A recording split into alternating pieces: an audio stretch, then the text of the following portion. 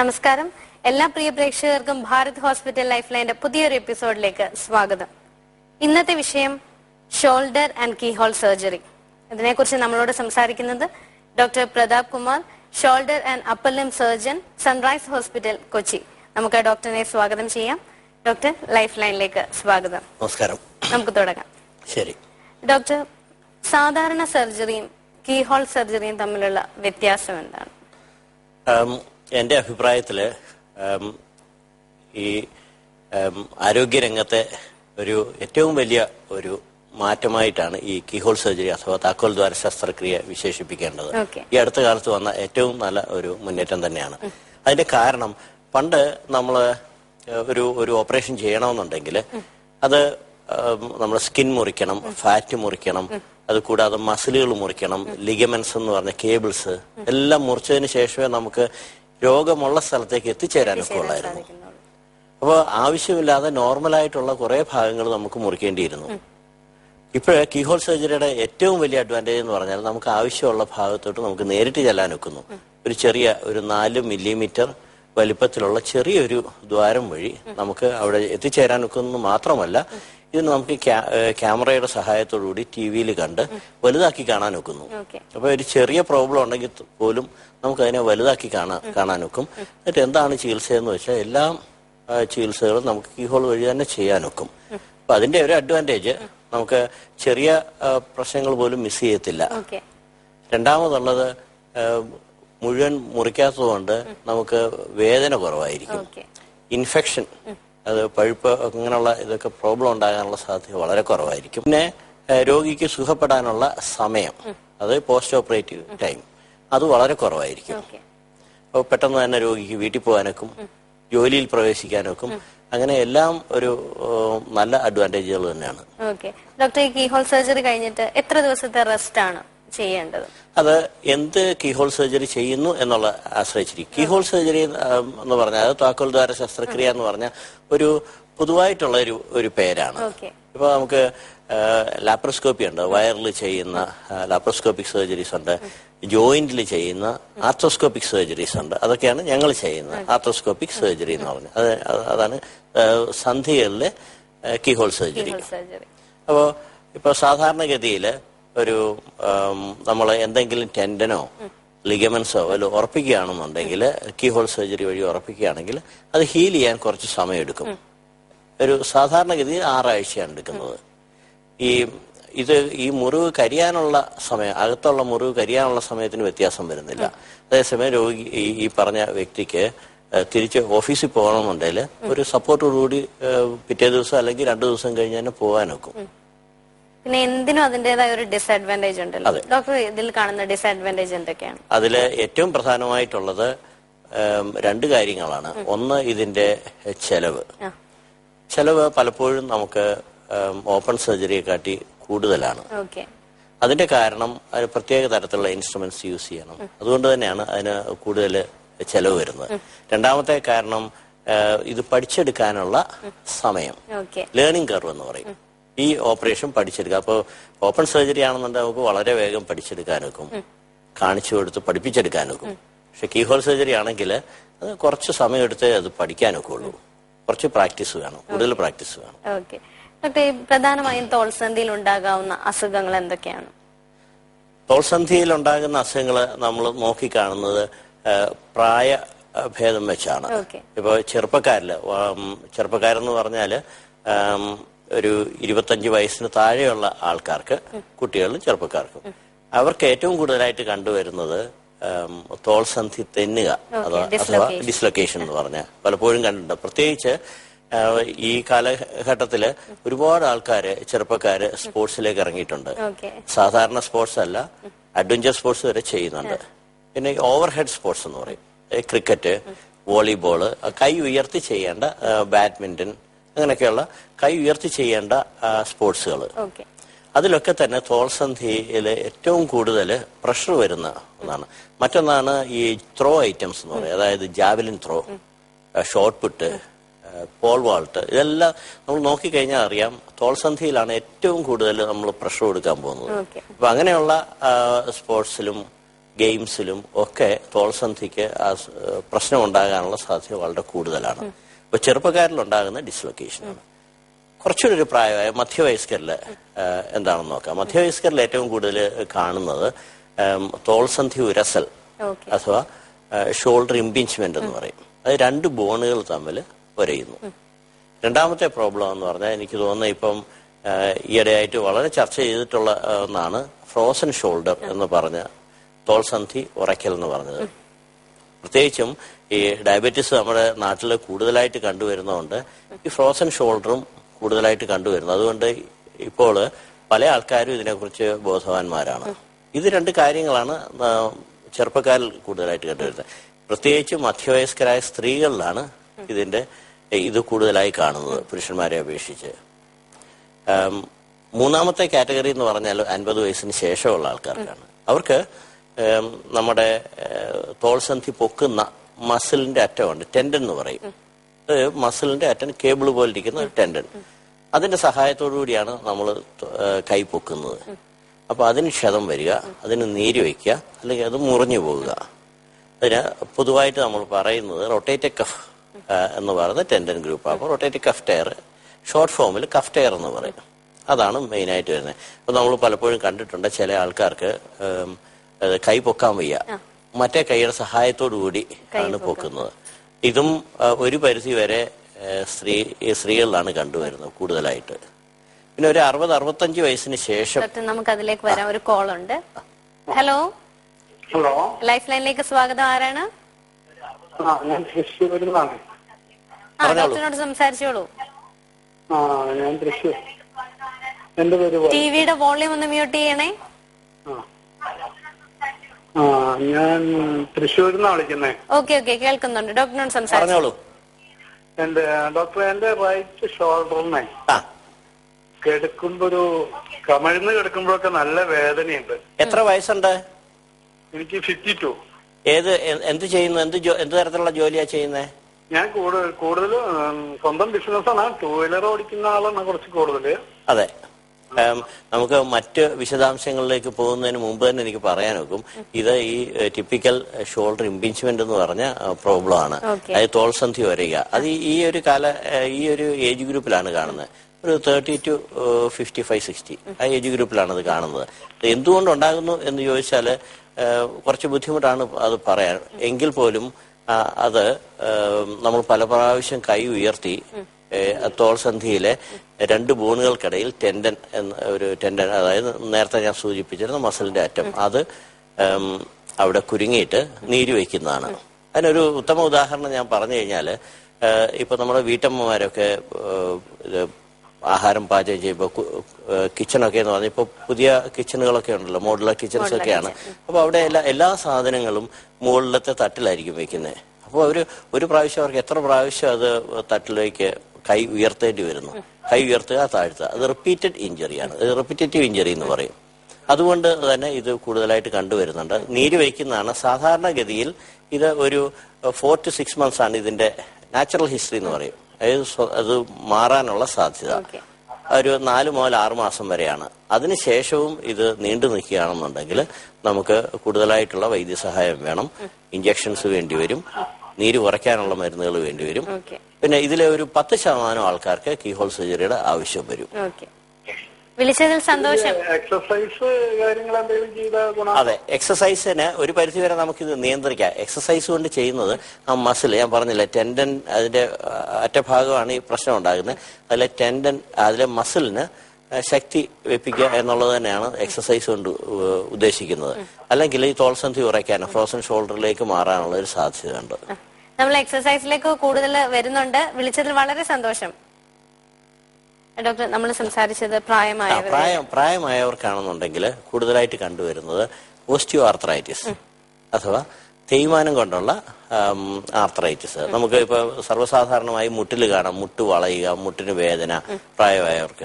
അത് തന്നെയാണ് തോൾസന്ധിയിലും ഉണ്ടാകുന്നത്. ഒരു 70 വയസ്സിന് ശേഷം ഉള്ള ആൾക്കാർക്ക് അതാണ് ഏറ്റവും കൂടുതലായിട്ട് കാണുന്നത്. അപ്പൊ അങ്ങനെയുള്ളവർക്ക് നേരത്തെ തന്നെ അത് കണ്ടുപിടിച്ചു കഴിഞ്ഞാൽ നമുക്ക് കീഹോൾ വഴിയുള്ള ഇത് പരിഹരിക്കാനൊക്കും. അത് ലേറ്റ് ആയി കഴിഞ്ഞാൽ നമുക്ക് തോൾസന്ധി മാറ്റിവെക്കുന്ന ഓപ്പറേഷൻ, അത് ഓപ്പൺ സർജറി ആയിരിക്കും. ഡോക്ടർ, നമ്മുടെ ഇപ്പൊ കോളർ സംസാരിച്ചു, അതായത് ബൈക്ക് യാത്ര ചെയ്യുന്നവർ, ഇപ്പൊ ഡ്രൈവിംഗ് ചെയ്യുന്നവർ കൂടുതൽക്കും ഈ തോൾസന്ധി പ്രശ്നങ്ങൾ വരാറുണ്ട്. അവർ ശ്രദ്ധിക്കേണ്ട കാര്യങ്ങൾ എന്തൊക്കെയാണ്? അത് പലരും ചോദിക്കുന്ന ഒരു ചോദ്യം തന്നെയാണ്. അതില് ഡ്രൈവിംഗ് നമ്മുടെ കൈയുടെ പൊസിഷൻ അനുസരിച്ചിരിക്കും. ഡ്രൈവിംഗ് അല്ല. അതിലേക്ക് വരാം. ഒരു കോളുണ്ട്. ഹലോ ഹലോ, ലൈഫ് ലൈനിലേക്ക് സ്വാഗതം. ഞാൻ ഇക്ബാലാണ്, കൊച്ചിന്ന്. ഇക്ബാൽ, ചോദിച്ചോളൂ ഡോക്ടറിനോട്. ഡോക്ടറിന്റെ കഴുത്തിന്റെ ബാക്കിലെ ഒരു പ്രോബ്ലം ഉണ്ടായിരുന്നേ, അപ്പൊ ആ ഡിസ്കിന്റെ. അപ്പൊ അതുകൊണ്ട് ലെഫ്റ്റ് കൈന്റെ ഷോൾഡറിന് ഭയങ്കര പെയിൻ ആയിരുന്നു. അത് കുറച്ച് ഫിസിയോതെറാപ്പി ഒക്കെ ചെയ്തിട്ട് കുറച്ച് കുറവുണ്ട്. ശരി, എത്ര വയസ്സുണ്ട്? എനിക്ക് 62.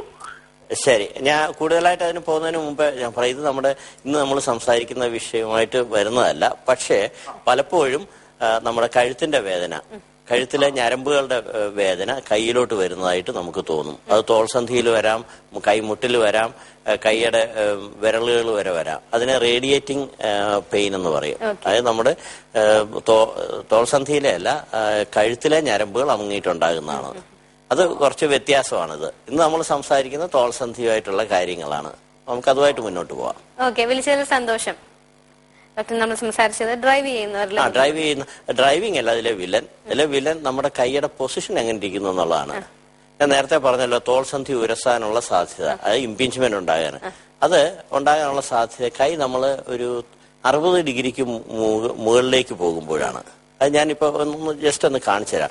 ഞാൻ ഇങ്ങനെ പിടിച്ച് കൈ ഇങ്ങനെ പിടിച്ച് ഡ്രൈവ് ചെയ്യുകയാണെങ്കിൽ ഈ തോൾസന്ധിയിലെ 2 എല്ലുകൾ തമ്മിൽ, അതായത് ഈ മോഡലിൽ നോക്കിക്കഴിഞ്ഞാൽ അറിയാം, ഇത് നമ്മുടെ ഹ്യൂമറസ് ബോണാണ്, ഇത് തോൾസന്ധിയിലെ ബോണാണ്. അത് ഞാൻ ഇങ്ങനെ 60 ഡിഗ്രി എന്ന് പറഞ്ഞാൽ ഏകദേശം ഇങ്ങനെ വരും. ഇവിടെ സ്പേസ് അങ്ങ് കുറയുകയാണ് ഈ 2 ബോണ് തമ്മിൽ. സാധാരണ ഇത് ഇത്രയും സ്പേസ് ഉള്ളതാണ്. അപ്പൊ ആ സ്പേസ് കുറഞ്ഞു കഴിഞ്ഞാൽ ഇതിനിടയ്ക്കുള്ള ടെൻഡൻ ഇതിവിടെ കിടന്ന് അമുങ്ങിക്കഴിഞ്ഞാല് നീര് വെക്കും. അങ്ങനെ നീര് വെച്ചാണ് പെയിൻ ഉണ്ടാകുന്നത്. അപ്പോൾ കൈയുടെ പൊസിഷൻ വളരെ ഇമ്പോർട്ടന്റ് ആണ്. ഇതിന് പകരം നമുക്ക് കൈയുടെ പൊസിഷൻ ഇങ്ങനെ ആക്കി കൊടുത്താൽ പലപ്പോഴും അത് സുഖകരമായിട്ട് നമുക്ക് ഡ്രൈവ് ചെയ്യാനൊക്കും. അതിപ്പോ എന്ത് ചെയ്യാനൊക്കെ എന്ന് വെച്ചാൽ മോഡേൺ കാറുകൾക്കൊക്കെ നമുക്ക് സ്റ്റിയറിംഗ് അഡ്ജസ്റ്റ് ചെയ്യാനൊക്കും. അല്ലെങ്കിൽ നമുക്ക് കുഷനിട്ട് നമുക്ക് ഇരിക്കുന്ന നമ്മുടെ സീറ്റ് കുറച്ച് പൊക്കി കൊടുക്കണം. അതെ, എന്നിട്ട് നമ്മുടെ കൈയുടെ പൊസിഷൻ കുറച്ചൊന്ന് താത്ത് കൊടുക്കുക. ഒരു 40 ഡിഗ്രിയിലോട്ട് കൊണ്ടുവരികയാണെന്നുണ്ടെങ്കിൽ നമുക്കത് വളരെ വ്യത്യാസമായിട്ട് നമുക്ക് ചെയ്യാനൊക്കും. ഇതിപ്പോ ഡ്രൈവ് ചെയ്യുന്നവരുടെ മാത്രം കാര്യമല്ല, ഈ കൈ മുകളിൽ പിടിച്ച് ജോലി ചെയ്യുന്ന എല്ലാവരുടെയും ഒരു പ്രശ്നമാണ്. ഇപ്പൊ കമ്പ്യൂട്ടറിൽ നമ്മൾ കീബോർഡിൽ താഴ്ന്ന സീറ്റിൽ ഇരുന്നിട്ട് കൈ ഇങ്ങനെ ഉയർത്തി വെച്ച് ചെയ്യുന്ന അവർക്കും ഇതേ പ്രോബ്ലം ഉണ്ട്. ഡോക്ടർ, നമുക്ക് വരാം.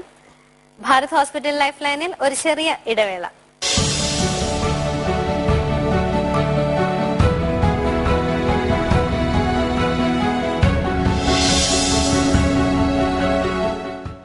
ഭാരത് ഹോസ്പിറ്റൽസ് ലൈഫ് ലൈനിലേക്ക് വീണ്ടും സ്വാഗതം. നമ്മൾ സംസാരിച്ചുകൊണ്ടിരിക്കുന്നത് തോൾസന്ധിയും താക്കോൽ ദ്വാര ശസ്ത്രക്രിയയും. ഡോക്ടർ, ഈ ഇടയായിട്ട് തോൾസന്ധി പ്രശ്നങ്ങൾ കൂടി വരുന്നതായിട്ട് കാണുന്നുണ്ട്. അതിന്റെ കാരണങ്ങളൊന്ന് വ്യക്തമാക്കാമോ? ശരിയാണ്. അത് ഒന്ന് നമ്മുടെ ജീവിതശൈലിയിൽ വന്നേക്കുന്ന മാറ്റങ്ങളാണ്. അത് പ്രധാനമായിട്ടുള്ളത് ആക്ടിവിറ്റിയാണ്. രണ്ടാമതായിട്ടുള്ളത് ജീവിതശൈലി രോഗങ്ങളാണ്. ആക്ടിവിറ്റി എന്താണെന്ന് നോക്കിക്കഴിഞ്ഞാൽ ഞാൻ നേരത്തെ ഒന്ന് സൂചിപ്പിച്ചു, ഡിസ്ലൊക്കേഷൻ ഉണ്ടാകുന്ന ചെറുപ്പക്കാർക്ക് അവർ കൂടുതലായിട്ട് ഇപ്പോൾ സ്പോർട്സ് രംഗത്തേക്ക് വരുന്നുണ്ട്. കൂടുതൽ കുട്ടികൾ അവർക്ക് അതിനുള്ള ഓപ്പർച്യൂണിറ്റി വരുന്നുണ്ട്. അത് പ്രൊഫഷണലായിട്ട് അല്ലെങ്കിൽ ഒരു സെമി പ്രൊഫഷണലായിട്ട് അവർക്ക് നീങ്ങാൻ. ഇപ്പൊ നമുക്കറിയാം ICL ഉണ്ട്, IPL ഉണ്ട്, അങ്ങനെയൊക്കെയുള്ള ഇതില് അല്ലെങ്കിൽ അതിന്റെ താഴെപ്പടിയിലുള്ള പല ലീഗുകളും ഉണ്ട്. അപ്പൊ അങ്ങനെയുള്ളപ്പോൾ ഓപ്പർച്യൂണിറ്റീസ് കൂടും. ശരി, ഹലോ ലൈഫ് ലൈനിലേക്ക് സ്വാഗതം. ഹലോ, കൊല്ലത്താന്നാണ് വിളിക്കുന്നത്. പേര് പറയൂ. സൗമ്യ. സൗമ്യ, ഡോക്ടറിനോട് സംസാരിച്ചോളൂ. ഓക്കെ. Hello doctor. പറഞ്ഞോളൂ, കേൾക്കുന്നുണ്ട്. സാർ, എനിക്ക് ഇപ്പം 29 വയസ്സായി. ഒരു 8 വർഷം മുമ്പ് മുതലേ എന്റെ തോളിന് നല്ല വേദന ഉണ്ടായിരുന്നു രാവിലെ എഴുന്നേൽക്കുമ്പോ. അപ്പം അതിനുശേഷം ഡോക്ടറെ കൺസൾട്ട് ചെയ്തു. അപ്പോഴത്തേക്ക് പെയിൻ കില്ലർ ധാരാളം എഴുതി തന്നു.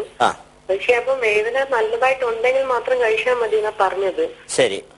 പിന്നെ കുറെ എക്സസൈസും പറഞ്ഞു തന്നു. എക്സസൈസ് റൊട്ടീനായിട്ട് ചെയ്യാറില്ലായിരുന്നു, പക്ഷെ വേദന ഇപ്പൊ ഉണ്ടായത് കൊണ്ട് ഇടയ്ക്കൊണ്ട് ചെയ്യാറുണ്ട്. ശരി. അപ്പൊ പിന്നീട് ഡോക്ടറെ ഒന്നും കാണാറില്ല. ഇപ്പം ഇങ്ങനെ എക്സസൈസിലൂടെ പോവാ, ചെറുതായിട്ട് വേദനയുണ്ട്.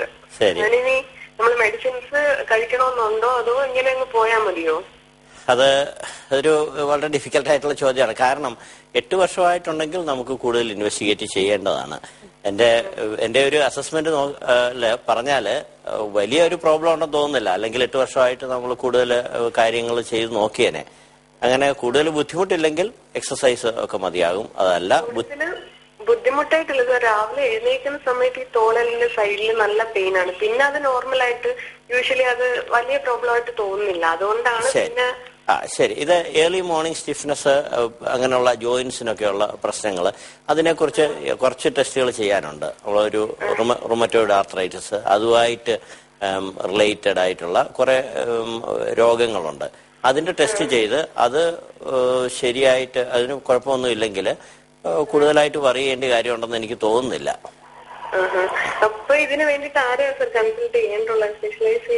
സ്പെഷ്യലൈസ് ചെയ്യുന്ന ഒന്നുകിൽ ഓർത്തോപെഡിക് സർജൻ, അല്ലെങ്കിൽ ഷോൾഡർ സർജൻ, അതും അല്ലെങ്കിൽ റുമറ്റോളജിസ്റ്റ്. 3 കൂട്ടരെയാണ് നിങ്ങൾക്ക് കാണാൻ വെക്കുന്നത്. വിളിച്ചതിന് നന്ദി സൗമ്യ. ഡോക്ടർ, നമുക്ക് തിരികെ വരാം. നമ്മൾ സംസാരിച്ചുകൊണ്ടിരുന്നത് ശരിയാണ്, നമുക്ക് ഇതിന്റെ ഇൻസിഡൻസ് കൂടുന്നു എന്നുള്ളതാണ്. ശരിയാണ്. ഒന്ന്, ഈ പറഞ്ഞ സ്പോർട്സ് ആക്ടിവിറ്റീസ്, അത് തന്നെ ആണ് അത് നല്ലതാണോ ചീത്തയാണോ എന്ന് ചോദിച്ചു കഴിഞ്ഞാൽ നല്ലത് തന്നെയാണ്. കാരണം നമുക്ക് ആരോഗ്യകരമായ ഒരു ഭാവി വാഗ്ദാനം ചെയ്യുന്നത് തന്നെയാണ് എക്സസൈസും ഈ സ്പോർട്ടിംഗ് ആക്ടിവിറ്റി. രണ്ടാമത്തെ കാര്യം എന്ന് പറഞ്ഞു കഴിഞ്ഞാല്, നേരത്തെ ഞാൻ സൂചിപ്പിച്ചല്ലോ വീട്ടമ്മമാരുടെ കാര്യം. നമ്മുടെ ജീവിത ശൈലിയിൽ വ്യത്യാസം വരുന്നു, നമ്മൾ ജീവിക്കുന്ന രീതിയിൽ വ്യത്യാസം വരുന്നുണ്ട്. ഇപ്പൊ എത്രയോ വാഹനങ്ങൾ വെളിയിലുണ്ട്, എത്രയോ ആൾക്കാർ ഡ്രൈവ് ചെയ്താണ് പോകുന്നത്. അപ്പൊ അങ്ങനെ കുറച്ച് കൈ ഉയർത്തി ചെയ്യുന്ന ആൾക്കാര്. രണ്ടാമത്തെ കാര്യം എന്ന് പറഞ്ഞാല്, നമ്മൾ കിച്ചണിൽ വർക്ക് ചെയ്യുന്നത് നമ്മൾ മുകളിൽ നിന്ന് സാധനങ്ങൾ എടുത്ത് ഓരോന്ന് ചെയ്യുക. മൂന്നാമത്തെ കാര്യം എന്ന് പറഞ്ഞാല് എല്ലാ കാര്യങ്ങളും ഇപ്പൊ ഇൻഡിപെൻഡന്റ് ആയിട്ട് ചെയ്യുക എന്നുള്ളത് അല്ലെ. ന്യൂക്ലിയർ ഫാമിലി വന്നു, ഇപ്പം സഹായത്തിന് ആളില്ല, എന്തെങ്കിലും ചെയ്യുകയാണെന്നുണ്ടെങ്കിൽ പലപ്പോഴും നമ്മൾ സ്വന്തമായിട്ട് തന്നെയാണ് ചെയ്യുന്നത്. അപ്പോൾ വർക്ക് ഷെയറിംഗ് ഇല്ല. നാലാമത്തെ കാര്യം ജീവിതശൈലി രോഗങ്ങളാണ്. അതിൽ ഏറ്റവും പ്രധാനപ്പെട്ടതാണ് ഡയബറ്റിസ് അഥവാ പ്രമേഹം. നമുക്കറിയാം, പ്രമേഹം ലോകത്ത് ഏറ്റവും കൂടുതലുള്ളത് കേരളത്തിൽ തന്നെയാണ്. അപ്പം പ്രമേഹവുമായി ബന്ധപ്പെട്ട പല രോഗങ്ങളും നമ്മുടെ ഇടയിൽ ധാരാളമായി കണ്ടുവരുന്നുണ്ട്. അത് നിർഭാഗ്യവശാൽ പലതും കണ്ടുപിടിക്കപ്പെടുന്നില്ല എന്ന് മാത്രമേ ഉള്ളൂ. അതിൽ ഏറ്റവും പ്രധാനമാണ് ഞാൻ നേരത്തെ സൂചിപ്പിച്ച തോൾസന്ധി ഉറയ്ക്കൽ അഥവാ ഫ്രോസൺ ഷോൾഡർ എന്ന് പറഞ്ഞത്. ഡോക്ടർ, നമുക്ക് ഡിസ്ലൊക്കേഷനിലേക്ക് വരാം. അതായത് മിക്ക ചെറുപ്പക്കാരിലും ഇപ്പൊ കണ്ടുവരുന്നതാണ് ഡിസ്ലൊക്കേഷൻ. അപ്പൊ ഡിസ്ലൊക്കേഷൻ ഉള്ള ഒരു വ്യക്തി എപ്പോൾ മുതലാണ് ചികിത്സ ആരംഭിക്കേണ്ടത്? ചിലരൊക്കെ അടുത്ത വൈദ്യന്മാരെ ചെന്ന് കുഴ കയറ്റിയിടാറുണ്ട്. എപ്പോൾ മുതലാണ് ശരിക്കും ചികിത്സ ആരംഭിക്കേണ്ടത്?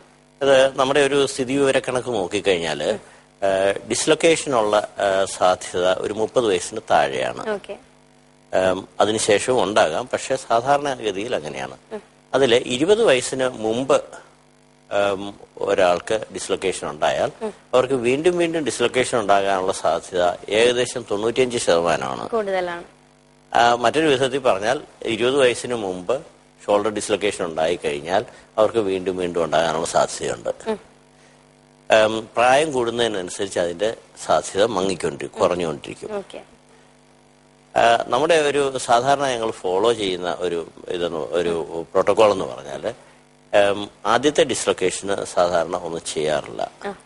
അങ്ങനെയുള്ളവരെ നമ്മൾ നോൺ ഓപ്പറേറ്റീവ് മാനേജ്മെന്റ്, അതായത് സ്ലിംഗ് ഇട്ട് സപ്പോർട്ട് ചെയ്യും. ഹലോ, ലൈഫ് ലൈനിലേക്ക് സ്വാഗതം. സാറേ, ഞാന് തിരൂരിനാണ് വിളിക്കുന്നത്. ടിവിയുടെ വോളിയം ഒന്ന് മ്യൂട്ട് ചെയ്യാമോ?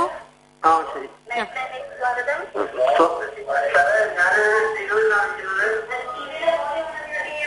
നന്നായി കുറയ്ക്കൂട്ടോ.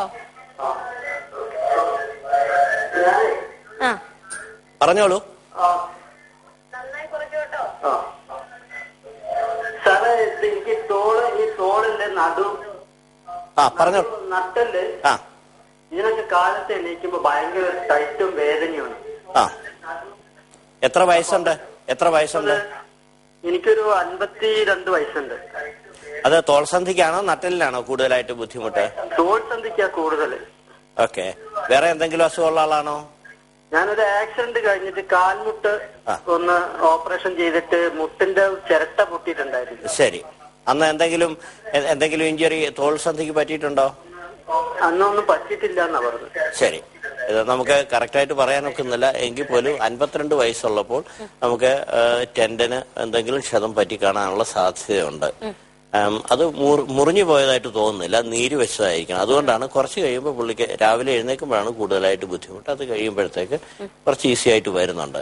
അതിന് നമുക്ക് കുറച്ച് കൂടുതൽ ടെസ്റ്റുകൾ ചെയ്യേണ്ടി വരും. അത് ഒരു ഓർത്തോപെഡിക് സർജനെ അല്ലെങ്കിൽ ഷോൾഡർ സർജനെ കണ്ടിട്ട് നമുക്ക് കൂടുതലായിട്ടുള്ള പരിശോധനകൾ ചെയ്തിട്ട് എന്താണെന്ന് നോക്കേണ്ടി വരും.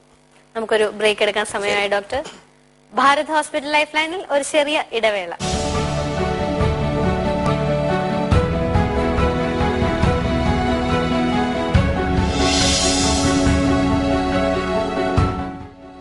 ഭാരത് ഹോസ്പിറ്റൽ ലൈഫ് ലൈനിലേക്ക് വീണ്ടും സ്വാഗതം.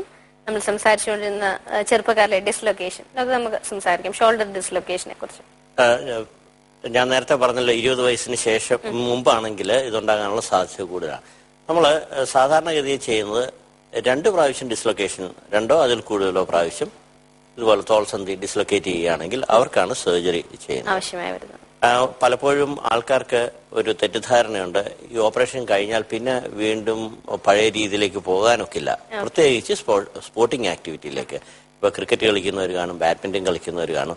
അതൊരു തെറ്റിദ്ധാരണയാണ്. നമുക്ക് ഇത് തോൾസന്ധി ശരിയായ രീതിയിൽ ഉറപ്പിച്ചതിന് ശേഷം അവർക്ക് പഴയ പോലെ തന്നെ എന്ത് ആക്ടിവിറ്റിക്ക് വേണമെങ്കിലും പോകാം. ഡോക്ടർ, നമുക്കൊരു കോൾ ഉണ്ട്. ഹലോ ഹലോ, ലൈഫ് ലൈനിലേക്ക് സ്വാഗതം. ആരാണ്?